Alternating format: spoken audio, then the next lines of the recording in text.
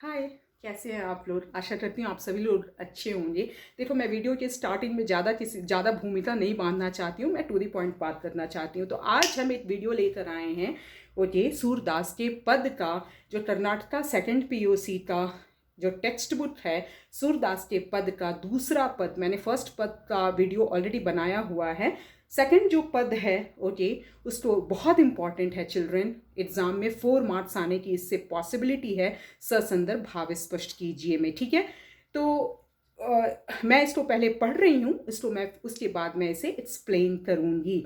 जमुना तट देखे नत नंद नंदन, जमुना तट देखे नंद नंदन, मोर मुकुट मकराकृत कुंडल, पीत बसंत तन चंदन, लोचन तृप्त भये दर्शन तैं, उर की तपनी बुझानी, प्रेम मदन तब भई सुंदरी, उर गद गद मुख बानी, कमल नयन तट पर हैं टाढ़े ओके, सकुचही मिली ब्रज नारी, सूरदास प्रभु अंतर्जामी, व्रत पूरन पदधारी। ये बहुत इंपॉर्टेंट है एग्जामिनेशन में आने की, इसे पॉसिबिलिटीज हैं। तो चलो हम इसको अब एक्सप्लेन करना शुरू करते हैं।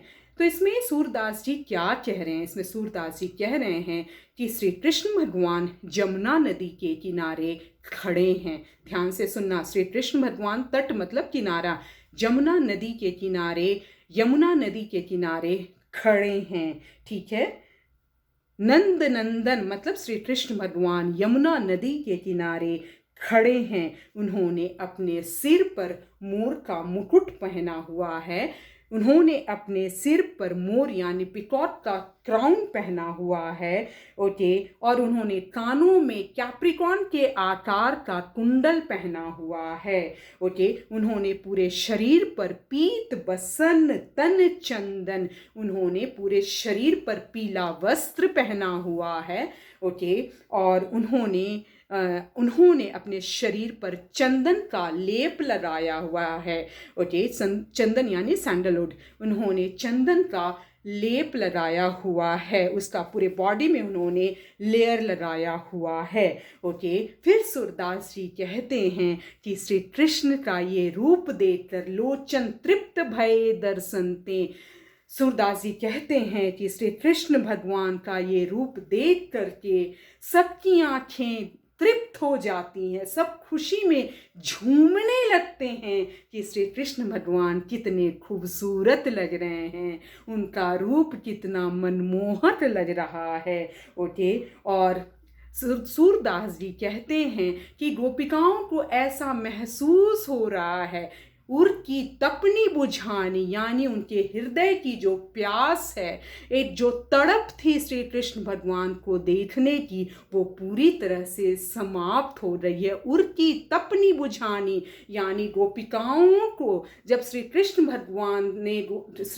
भगवान का ये रूप गोपिकाओं ने देखा तो उन्हें ऐसा महसूस हो रहा है जैसे उनके हृदय की प्यास बुझ रही है ओके। उसके बाद सूरदास जी कहते हैं कि प्रेम मदन तब भई सुंदरी, उर गद गद मुखबानी।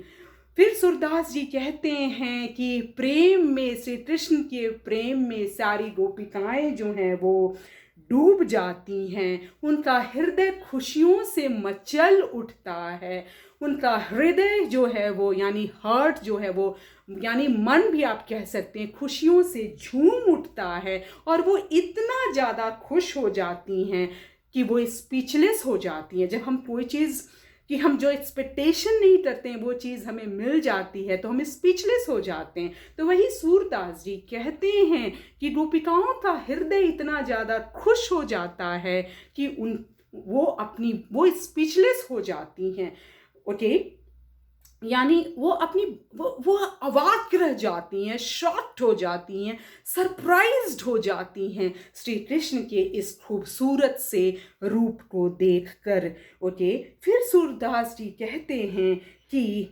कमल के समान खूबसूरत दिखने वाले श्री कृष्ण भगवान जमुना नदी के किनारे खड़े हैं, और गोपिकाएं उनसे बहुत सकुचा करके, हेजिटेट हो करके मिलने जा रही है। वो ये सोच रही हैं कि पता नहीं श्री कृष्ण भगवान क्या सोचेंगे। फिर दैट सूरदास जी कहते हैं कि भगवान श्री कृष्ण तो अंतर्यामी हैं, गोपिकाओं के मन में क्या चल रहा है उन्हें अच्छी तरह से पता है। यानी गोपिकाओं के हृदय की खुशी श्री कृष्ण भगवान को अच्छी तरह से समझ में आ रही है। आशा करती हूँ कि मैंने जो ये पद एक्सप्लेन किया है, सूरदास के पद का सेकंड पद, आपको समझ में आ गया होगा। अगर ऐसा है तो मेरे चैनल को जरूर से सब्सक्राइब कर लेना, दोस्तों के साथ शेयर कर लेना, कमेंट्स अपने ज़रूर बताना, एक लाइक ज़रूर से दे देना यार। Thank you.